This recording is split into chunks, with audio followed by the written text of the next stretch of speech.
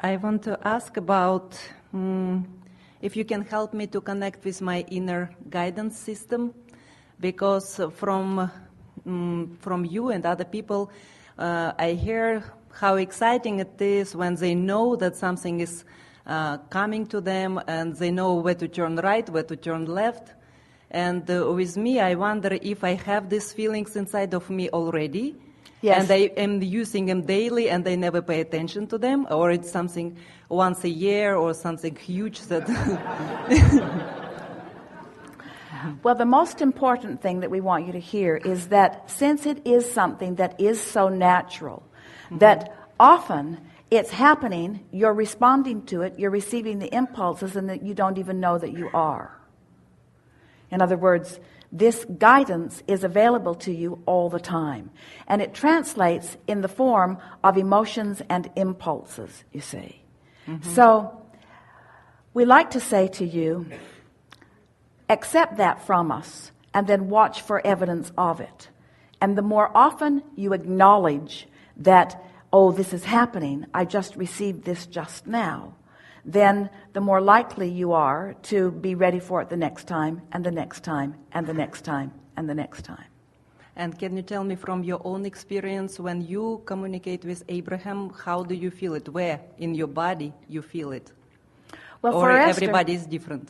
Everyone is different to some extent. But the most important thing that Esther experienced, she was not reaching for this communication as such. She was meditating with the intent of knowing who her spiritual guide was, but she didn't have any vision of something that she wanted to do about it. So as she sat with Jerry, they sat every day for 15 or 20 minutes and just quieted their mind. And what Esther began to notice was in the absence of her normal chatter, she began to feel different.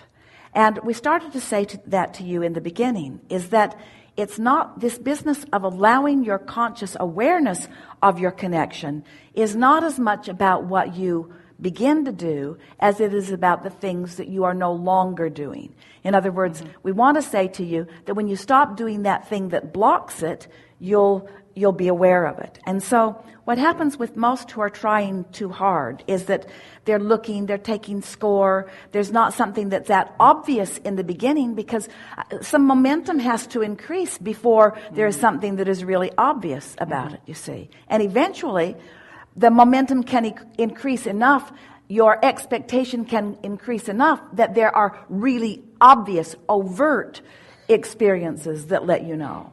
So it's just a matter of believing, trusting, watching for it, and not talking about when it's not happening, but begin to talk more about times that you are noticing that it is happening.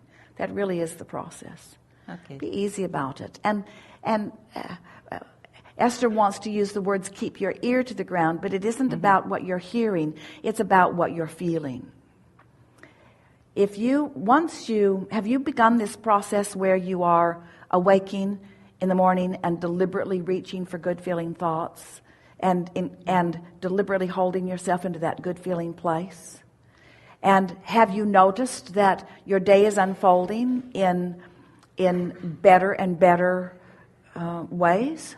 Are you noticing that deliberate attention to the way you feel has been making a difference in the things that are flowing into your experience?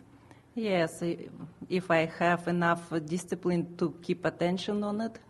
But you see, this is the reason that the subject of momentum is really helpful, because when we say to anyone who is wanting to increase their conscious awareness of this connection that meditation is a really good tool, and we encourage you to pick a time of the day, earlier in the day the better, because there is less that you're responding to that could keep you from it. So earlier in the day is better. And every day is really helpful because it is a progressive thing. So if you are allowing it and then not, and then allowing it and then not, and then allowing it and then not, the momentum doesn't move enough that you really have an awareness that it's really happening.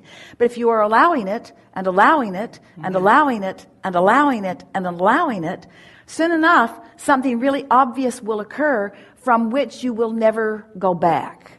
In other words, you will never wonder again.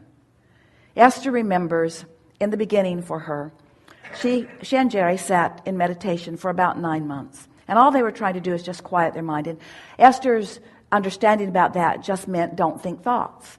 And when a thought comes to your mind, just do your best to release it by focusing on your breathing. So Esther was counting her breathing in and out, in and out, in and out. Well, for quite a while, we were projecting thought to her, but she just breathed it away because she was not able to discern our thought from her thought because she was the translator of the thought. So it's logical that words that made sense to her would be the words that she is using to interpret. So she would just breathe more. And so after a while, quite a while of Esther just breathing it away, we began to offer her an impulse. And she began to allow the impulse. It was just a gentle impulse of movement. Now, quite a bit of momentum had taken place in Esther's experience before she was able to allow movement. And she found the movement to be very pleasing. In other words, it accentuated the sense of detachment. And it accentuated the feeling of euphoria. It accentuated the feeling of well-being. So she just sort of went with it. She allowed herself to sort of move in the way that we were defining. We were guiding the movement, and Esther was receiving. We were sending the signal, and Esther was receiving. And she was sitting in a chair, and so it was just her nose that was sort of waving around in the air. And then suddenly she realized that it wasn't just randomly moving. We were actually projecting her alphabet to her. Wow. And when she reached M, N, O, she realized it. And she said to Jerry, I'm spelling the alphabet with my nose. And Jerry immediately got a notebook and tried to read what her nose was spelling. It was incredibly awkward for him to read it from the other way. He encouraged her to look in a mirror so that he could tell which way it was going. He couldn't quite make it out. So that was the path of least resistance. And the reason that we're giving it to you in this detail is because there was no question in Esther's mind that she was not the mover of her nose. In other words, she could feel that the impulse was coming from somewhere else. Shortly after that, because Esther was beginning to feel some discomfort, because Jerry would wake her up in the middle of the night, prop her up in the bed, and ask questions to which Esther's nose was giving the answers. And Esther said to him, there's got to be a better way.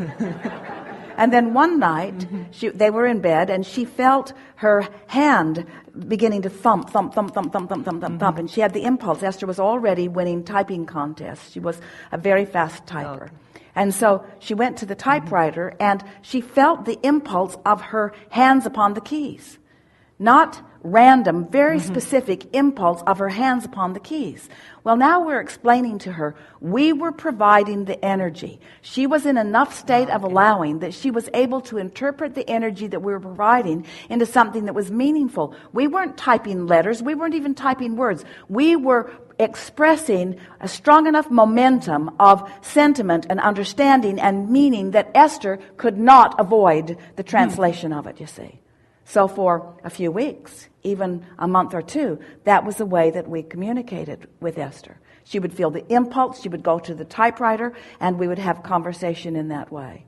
And then, not long after that, are you getting the sense of the momentum? Now, they were on a freeway in Phoenix, going around a corner that was very poorly banked. And Esther felt some worry that the trucks on either side were coming across. And she began to feel as if she was yawning. You know how you feel a yawn? You almost cannot stifle the yawn. It's an impulse that's so strong, you cannot stifle it. That's channeling too. That's an impulse that's coming from broader perspective. As the cells of your body are requesting something that you're not consciously giving, that's what that is. So Esther began to feel this tugging. She began to feel these words forming. And we began to speak to them for the first time. Momentum, momentum, momentum. Now, for those of you listening in who have been listening to recordings, your process will be different from this. In other words, you won't have to be talked into that. In other words, if you're understanding that non-physical is aware of you, and if you're understanding that you've been asking questions, and if you're understanding that non-physical has answers, then you can sit in greater and more efficient readiness than Esther was sitting in, you see. For her, it was a different process than it will be for you.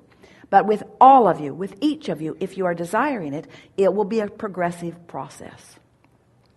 The most important thing is don't question what's coming. Okay. Esther said to us hundreds, maybe thousands of times. She said it just now, right before this segment. Abraham, I want to speak clearly your words. So don't push it. Don't try to speak it. Don't try to think it. Just allow it to flow.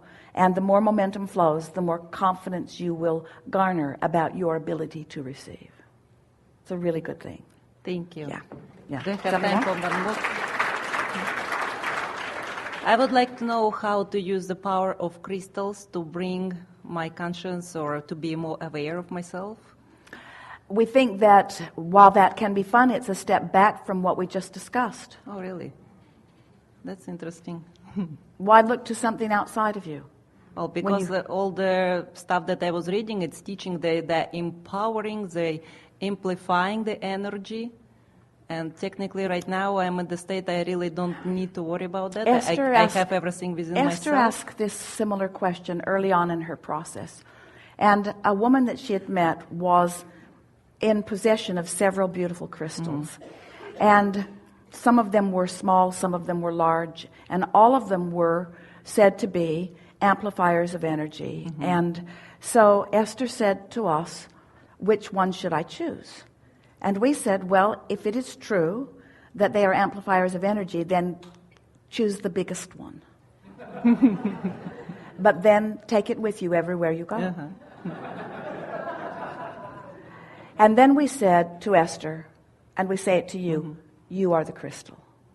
Oh, that makes sense. Thank you so much. Yeah.